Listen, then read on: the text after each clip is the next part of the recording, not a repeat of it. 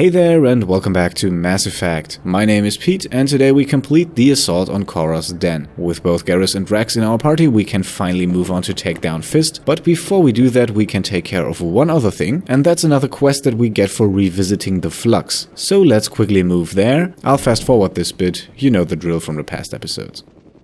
And then as we go through the doors in front of Kora's den we trigger a nice little cutscene.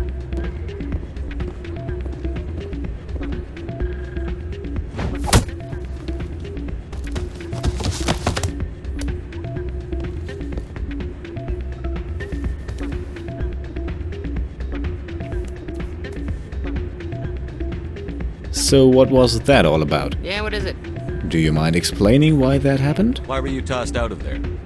Doran didn't have a clue what I was doing. He assumed I was cheating. I know Doran. If he says you're cheating, you're cheating. I was just tipping the scales in my favor, only as an experiment. Well, that's a nice way to phrase the fact that this is in fact still cheating. Still sounds like cheating to me. To you, maybe. But this device is merely intended to simulate situations and record results. Recording losses is easy, of course. Nobody notices those. And why exactly do you record your games anyway? Why do you need to record these outcomes? Now you're getting to the heart of it. I've spent the last 5 years developing a system that can accurately predict wins and losses on the Quazar. I just need a few more recorded wins and I can complete the algorithms. And that's really going to work, both technically and legally? Can you do that? Isn't that illegal? It's illegal to use my system, but I won't use it. I'll sell it to others. I just need a few more wins recorded. So you can probably see where this is going. We might as well get all the info we can before we get started. Does the device help me win?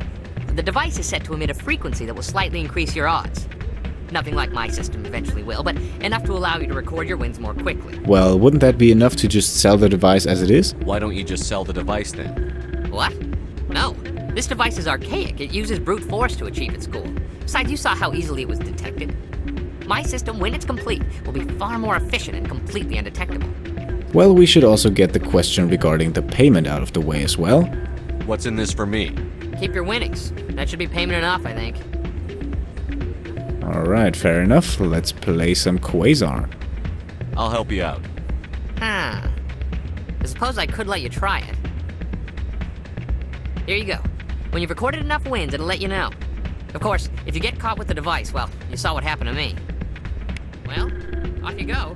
That data won't collect itself. Okay, now first off, there are two possible outcomes to this quest, and I don't intend to finish it in his favor. Although there are no morality points involved, I still don't feel like helping someone who's going to make money off a professional cheating device. However, that doesn't mean that we can't use it to our advantage.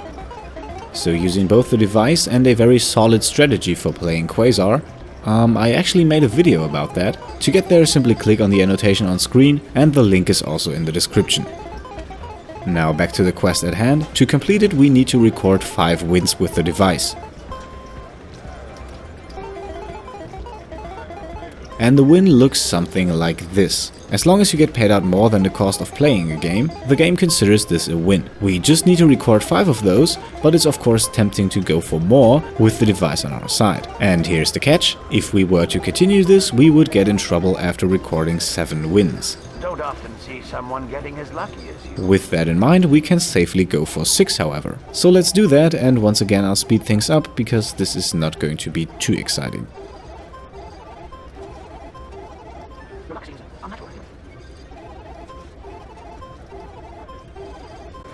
Alright, very interesting right here. Hitting 17 does not count as a win. With 17 we would get paid out the same amount of money it costs to play the game, effectively making neither a loss or a profit. So if you have counted, we are still at 4 wins. Let's speed things up again.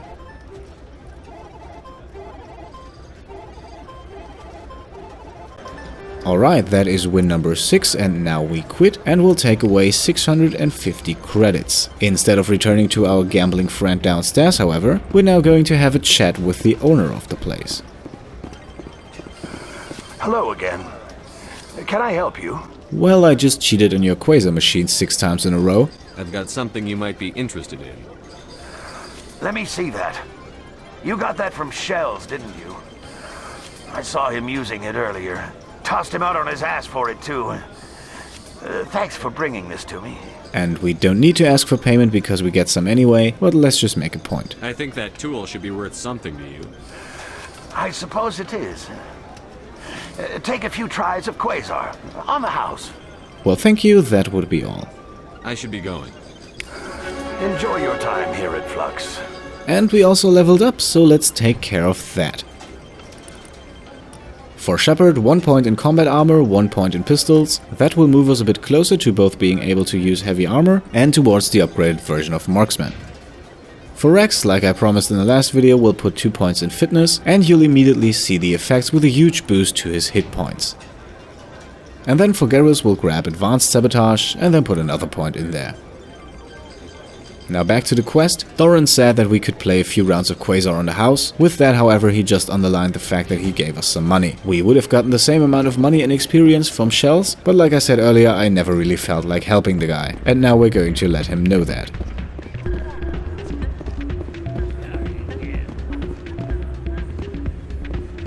So, did you record 5 wounds with the device yet? Well, I did, but then I gave your device away. Actually, I gave your device to Doran. But that was years of work. What am I gonna do now? Maybe you should put your talents to better use. You're no help at all. This is absolutely the worst day of my life. Well, sorry about that.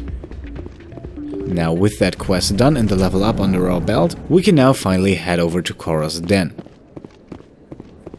And while there is a much shorter way over there to the left here, we are taking a slight detour because we just made enough money to purchase another upgrade. So we're quickly making a stop in the upper markets. The upgrade is also available in the lower markets, but this one is a bit closer. So let's quickly talk to Expert and make a purchase, and then we can finally proceed with Kora's den. Welcome back, Earth Clan. Will you be needing supplies for your return to the colonies? Show me what you've got. Most excellent. I am sure you will find something pleasing. And at the bottom of the list we find the medi-gel upgrade too, and we have just enough credits to buy that, so let's do so. Alright, now we have the astonishing amount of 56 credits left on our account, but don't worry, we'll get that up pretty soon.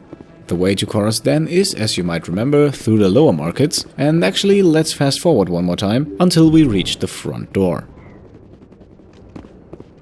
Looks like it's shut down.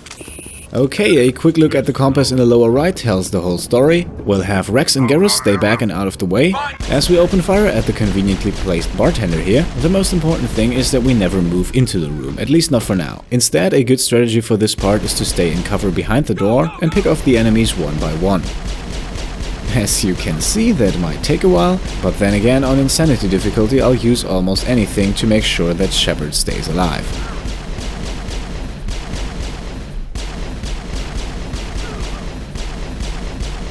Alright, that's the second enemy down, and the third one is placed a bit tricky, so we actually have to move out of cover to see him, and there we go. Okay, that's the two on the right side taken care of. Now we can focus on the left side and take care of this guy.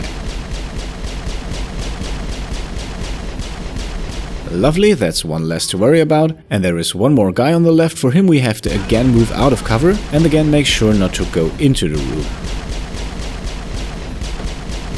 That's him dealt with, and now we can step inside, which will activate another enemy.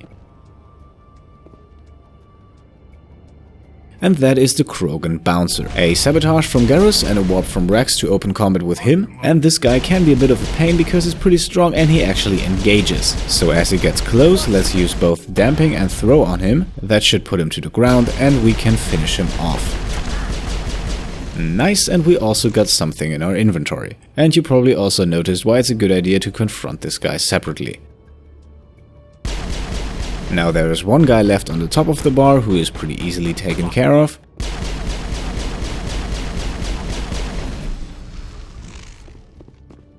And the last two are here in the back area. Let's actually move a bit closer. And to hit the fire containment system, we apparently have to move just a bit more to the left. Wonderful.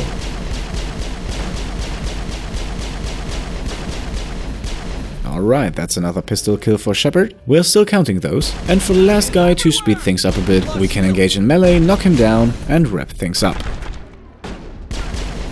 Okay, that's it for this area. Let's move on. Stop right there. Don't come any closer. Warehouse workers. All the real guards must be dead. Stay back or we'll shoot. Now we can persuade them to leave with both a Paragon or a Renegade choice. Now the big choices we'll have to make in the game will choose mostly Paragon, so to even that out we'll go Renegade here. I just killed 50 bodyguards to get in here. What do you think I'll do to you?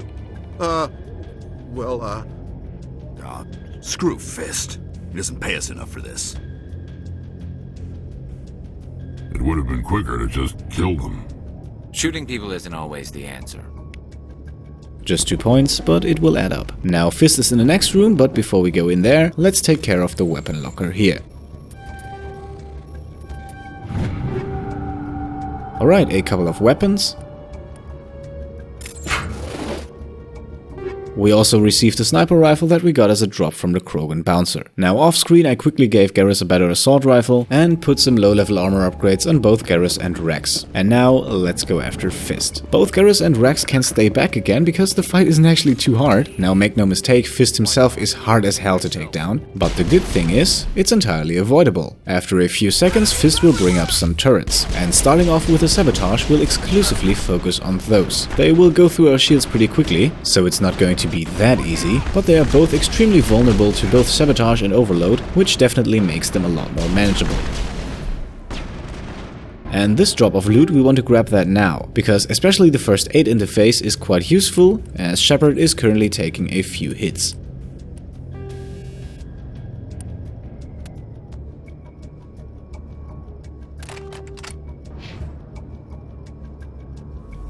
And that's why we have Rax. Warp can be used on both synthetic and organic enemies, and we can use that to slowly chip away at the turret's health, even though it still has full shields.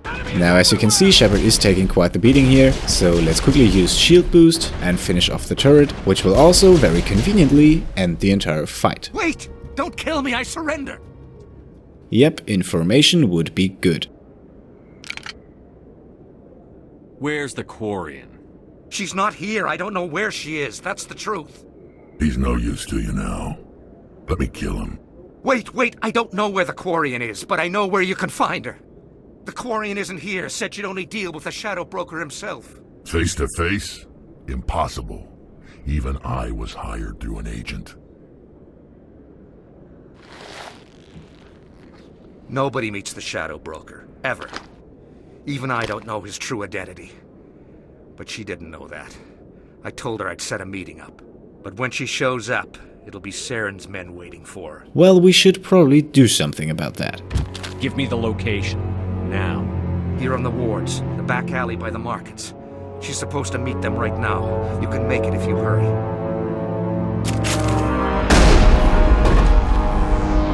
What are you doing? The Shadow Broker paid me to kill him.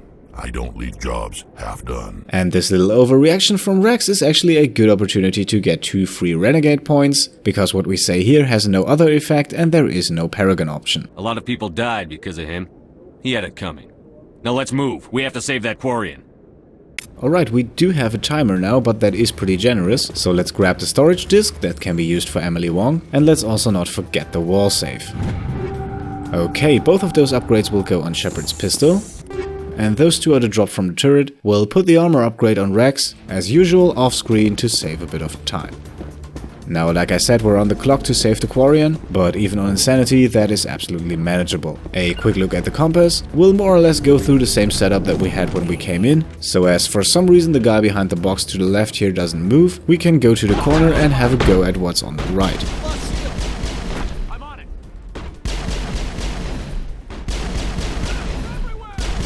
Okay, that's our shields down already, but 1 enemy out of the way as well.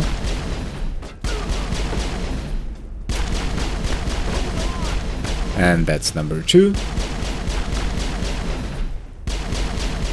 And 3.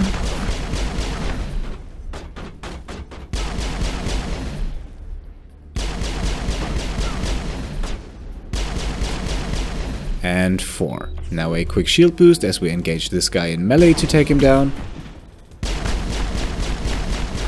Lovely, and now we have only one more remaining. Let's take out the fire containment just for good measure, and we can actually repeat the entire melee approach with this guy as well. And that didn't go as smooth as I'd hoped. Here we go. Okay, now we have over 2.5 minutes left to save the Quarian, and that is pretty close nearby. We can't go anywhere else, and this right here was the only fight on the way, so I think at this point it's pretty safe to say that we'll get there in time. Now, before getting brutally murdered by Rex, Fist told us that the meeting would take place in the back alley by the markets. And this right here is the alley he meant. We've gone through here a few times now, I think. Did you bring it? Where's the Shadow Broker? Where's Fist? They'll be here. Where's the evidence? No way. The deal's off.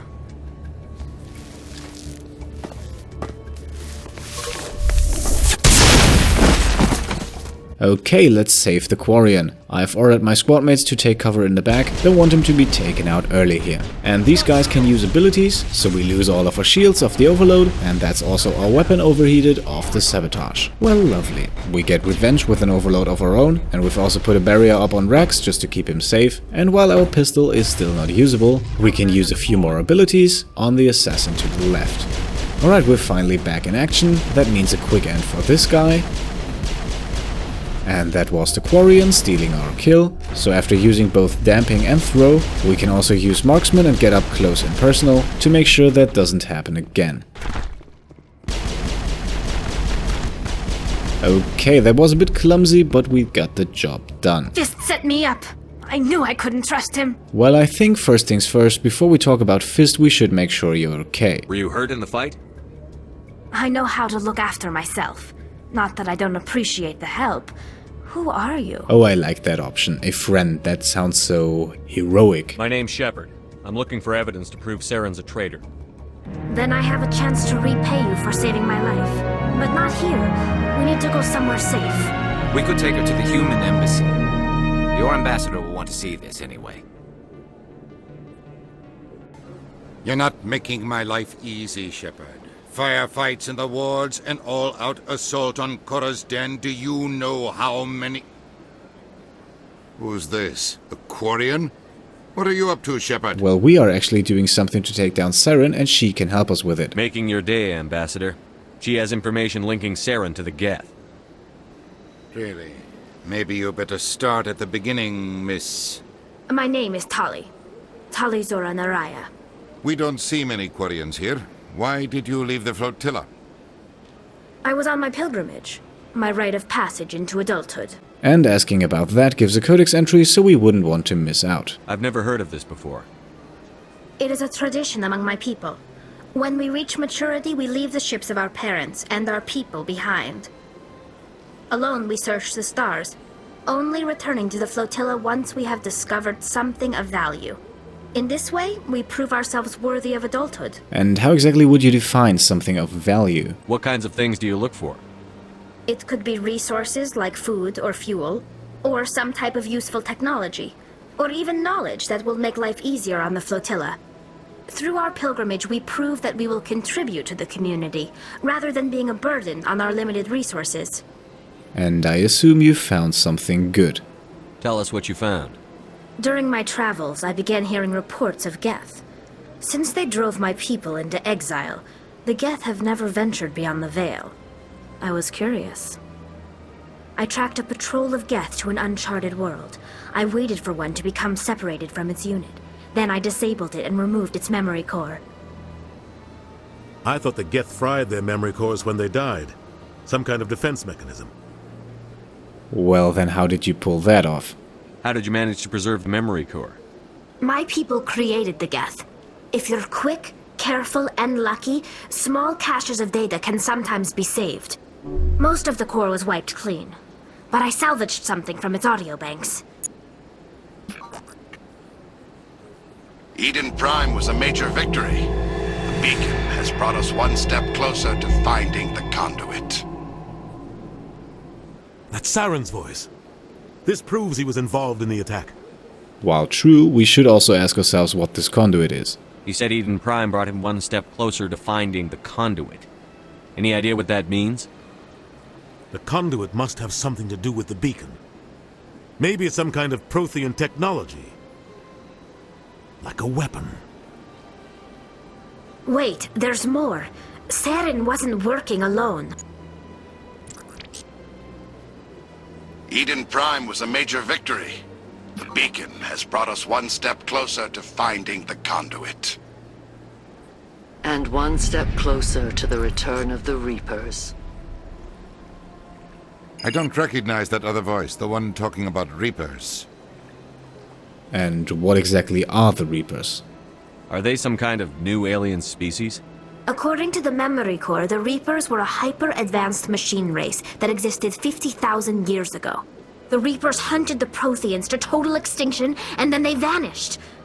At least, that's what the Geth believe. Sounds a little far-fetched. But it fits a certain vision that we had on Eden Prime, right?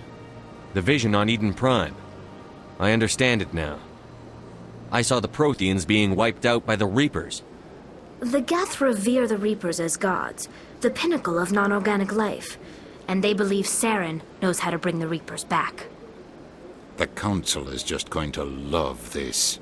While I doubt they will jump around in excitement, I agree, they should know about this. The Reapers are a threat to every species in Citadel space. We have to tell them. No matter what they think about the rest of this, those audio files prove Saren's a traitor. The Captain's right. We need to present this to the Council right away. What about her? The Quarian? My name is Tali. You saw me in the alley, Commander. You know what I can do. Let me come with you. Well, won't that mess up the whole pilgrimage thing? I thought you were on your pilgrimage. The pilgrimage proves we are willing to give of ourselves for the greater good. What does it say about me if I turn my back on this? Saren is a danger to the entire galaxy. My pilgrimage can wait. Alright, fair enough. I'll take all the help I can get. Thanks. You won't regret this. Anderson and I will go ahead to get things ready with the Council. Take a few minutes to collect yourself, then meet us in the tower. Okay, we'll keep Rex in our squad in exchange Garrus for Tali, so now we can both level her up and equip her right now. And speaking of level up, all our squad mates gained a level. So for Shepard we'll put 2 points in combat armor, unlocking both first aid and heavy armor.